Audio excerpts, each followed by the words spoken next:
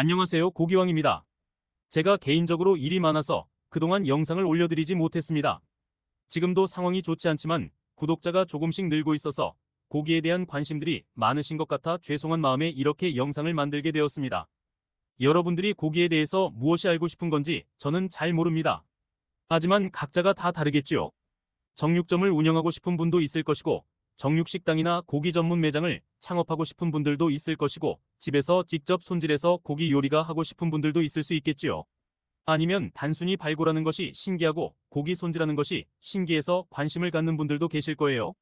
그래서 정육에 대해서 큰 틀에서 알아보려고 해요. 오늘은 그 첫 번째 시간으로 정육을 배우는 것에 대해서 알려드리도록 할게요. 솔직하게 나중에 자세하게 말씀드리겠지만, 이제 고기를 알아보려는 분들이나 지금 이를 배우고 있고 자본이 없다면 바로 정육점 창업하는 것은 추천드리고 싶지는 않아요. 그럼 본론으로 바로 들어갈게요. 처음 정육일을 시작하고자 하시는 분들은 궁금한 것이 많이 있을 거예요. 어디에서 배워야 하는지, 얼마나 배워야 하는지, 언제쯤이면 정육점 창업을 할 수 있는지.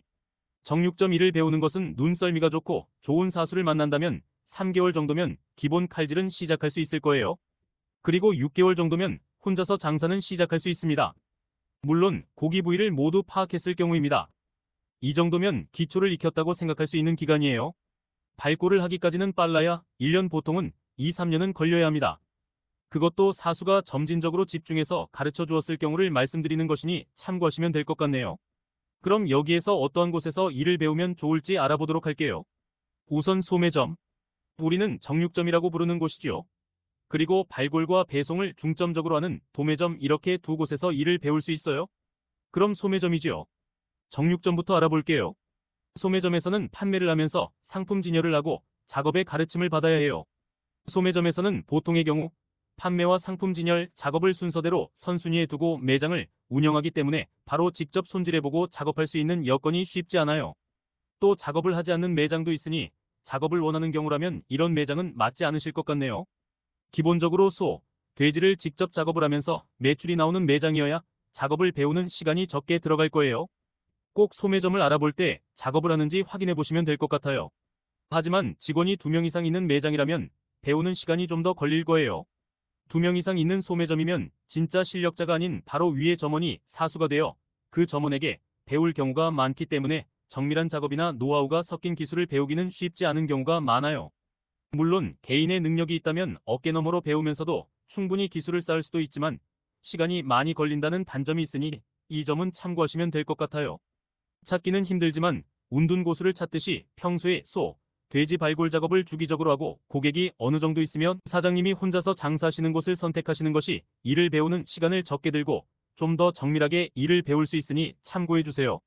다만 혼자 하는 매장에서 직원을 채용하는 곳이 많지는 않아요. 찾기 힘든 것이 단점이라면 단점이네요. 처음 배울 때는 장사 마인드가 확고하고 실력 있는 분을 사수로 두는 것이 좋습니다. 모든 것은 본인이 하기 나름이에요. 하지만 어느 곳을 고르던지 매출이 어느 정도 나오는 곳에서 일을 배우는 것이 육류를 접할 기회가 많아요. 은둔 고수를 찾지 못하겠으면 고객이 많이 왕래하는 곳을 찾으시면 될 것 같아요. 이번에는 도매점을 알아볼게요. 도매점의 경우에는 작업을 하는 시간이 돈이기 때문에 작업 시간을 줄이기 위해서 최대한 빠르게 작업을 진행해요. 그래서 처음 일을 시작하는 분들이 바로 육류를 접하기가 힘들어요. 그렇기 때문에 일을 배우는 초기에는 육류 운송이나 포장하는 일에 치중하게 되는 경우가 많아요. 그리고 발골에서 기본 손질까지는 배울 수는 있지만 육류를 부위별로 소분화하고 부위별로 슬라이스를 할 수 없다는 단점이 있어요. 다만 발골만 배울 것이라면 도매점에서 배우는 것이 빠를 수도 있어요. 도매점은 소와 돼지를 한 번에 작업해서 판매하는 매장이 거의 없어요. 소 전문점, 돼지 전문점, 수입 전문점 등 거의 따로 운영되기에 모든 정육을 접하기가 쉽지 않아요. 그리고 도매점에서 일을 배우신 분들은 소매 장사를 하기가 쉽지 않다는 것도 단점이에요. 육류를 각을 쳐서 덩어리로 판매하다가 잘게 슬라이스해서 판매하려면 이것도 나중에 어려움이 발생할 수 있어요. 고기를 슬라이스할 일이 별로 없어서 모든 육류의 모든 단면을 파악하기가 어려운 것도 사실이에요. 이 점을 고려해서 잘 판단하시면 될 것 같네요. 어느 매장에서든 모든 육류를 손질해보고 모든 육류를 슬라이스하며 숙달이 되려면 발굴하는 것을 빼고 매장이나 사람마다 다르겠지만 1년 정도는 걸린다고 봐야 할 것입니다. 정육인들이 하는 말이 있어요. 5년이면 고기가 손에서 놀고 10년이면 고기를 보는 눈이 달라진다고 해요. 그렇듯이 전문가가 되기 위해서는 많은 시간을 필요로 합니다. 그러니 지금 배우고 계신 분들이라면 조급해하지 마시고 차분하게 일을 배워가시는 것이 좋을 것이라 생각합니다. 너무 급하게 배우면 다칠 위험이 많으며 정밀 작업이 힘들어지면 비싼 소나 돼지에 칼집이 마구 들어가게 되어 상품의 가치가 훼손됩니다. 또 손질을 막 한다면 비싼 비용을 지불한 육류의 손실도 발생하여 자신의 마진율도 줄어들게 됩니다. 여기에서 제 이야기를 조금 해보면 저는 성격이 급합니다. 성격이 급한 만큼이나 일 배우는 것도 엄청 빠른 편입니다. 사수를 잘 만난 것도 있었지만 일을 너무 급하게 배우다 보니 칼에 크게 다친 적이 많습니다. 그러니 항상 칼과 기구를 사용할 때에는 차분하게 사용하는 것을 권장하고 싶습니다. 여기에서 꿀팁, 정육점 창업을 하고 싶다. 정육식당이나 고기 음식점을 창업하고 싶다. 고기를 알고 직접 손질해서 요리를 하고 싶다고 결정하신 분들이라면 발골을 굳이 배울 필요가 없어요. 내가 판매하고 손질하고자 하는 부위가 어디에 있는지 확실하게 알기만 하면 돼요. 발골은 고기 손질과 슬라이스 하는 것에 비해서 위험도가 크며 이를 배우는 시간이 길어지게 됩니다. 발골이 필요하다면 나중에 전문가의 도움을 받으면 되거든요.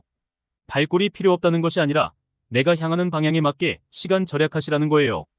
기회가 되어서 함께 배울 수 있다면 그대로 배우시고 필요하신 분들도 배우시면 됩니다. 하지만 발골에 너무 집착하지 말라고 말씀드리는 거예요. 육류 자체에 집중하는 것이 효율적이고 배우는 시간을 단축시킬 수 있어요. 작업자가 아니라 창업자가 되고 싶다면 많은 육류를 접해보고 많이 먹어보는 것이 좋아요. 육류는 한 덩어리라도 모양과 맛에 차이가 나니까 모든 육류를 슬라이스하면서 모든 단면을 확인하고 상품의 가치를 판단할 수 있을 정도가 되는 것이 가장 중요해요. 그리고 본인이 직접 맛을 보면서 고기에 대해서 확신을 가지는 것이 중요하다는 것 잊지 마세요. 그럼 오늘은 첫 번째 시간으로 정육에 대해 배우는 것을 알아보았어요. 다음에는 창업에 대해서 조금 자세하게 알아보도록 할게요. 구독과 좋아요는 큰 힘이 됩니다. 꼭 부탁드려요. 그럼 다음에 다시 만나요. 안녕.